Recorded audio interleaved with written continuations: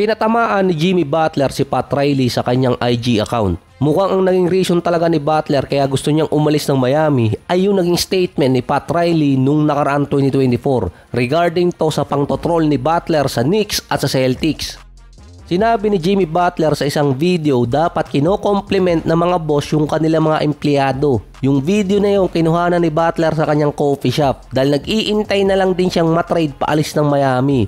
Mukhang pinapainit lalo ni Jimmy Butler yung ulo ni Pat Riley. Kasabay kasi ng report na yan, babalik pa rin si Butler sa Miami Heat para ituloy yung season.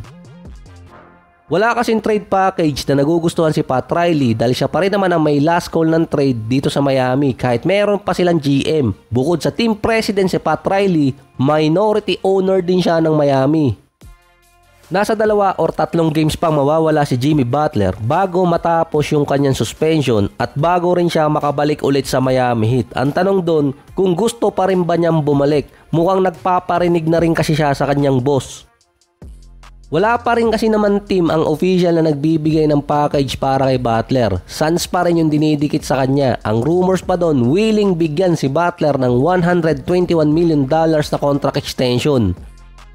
Mukhang nagpapakasira na rin yung Suns nun dahil pati si Kevin Durant bibigyan din ng extension kapag nakuha nila si Butler. Lalabas doon $160 million sa 3 player pa lang. Kasama doon si Devin Booker. Ito ay kung makukuha nila si Butler, parang dahilan lang din ni James Harden dati nung gusto niyang pumunta ng Clippers dahil sila yung willing magbigay sa kanya ng malaking kontrata dahil wala nang naghahabol ngayon ng championship, kontrata na lang talaga.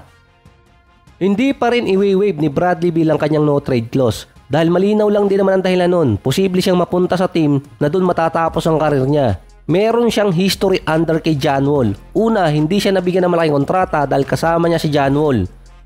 Nauna kasi ng 1 taon si John Wall dito kay Bill kaya nauuna si John Wall sa mga kontrata or max contract. Kumuha pa noon ng shorter contract sa Wizards si Bill. Nag-intay pa siya ng 6 na taon para lang sa $251 million na kontrata after ni John Wall pumirma ng Supermax.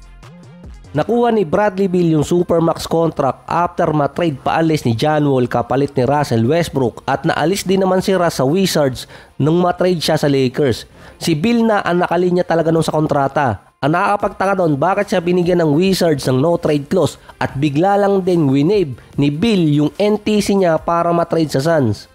Ang rule kasi ng mga player na mabigyan ng NTC kapag nag-sign sila sa off-season at least 4 na taon sa kanyang team at naglaro sa liga ng at least 8 taon. So pasok talaga dun si Bill. Ayaw lang din ni Bradley Beal na magaya kay John Wall na basta na lang tinrade ng Wizards dati at natapos agad yung karir. Kahit ang Wizards nasa ilalim pa rin ngayon ng standing, panalo pa rin sila sa nangyaring trade kay Beal dahil multiple first at second round pick ang naging kapalit niya until 2030 yun kung may mundo pa. Based pa sa contract ni Bill, after this season, meron na lang siyang 1 guaranteed at 1 player option.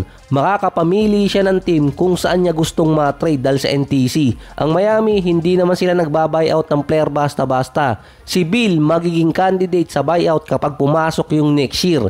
$110 million yung matitira sa kanya.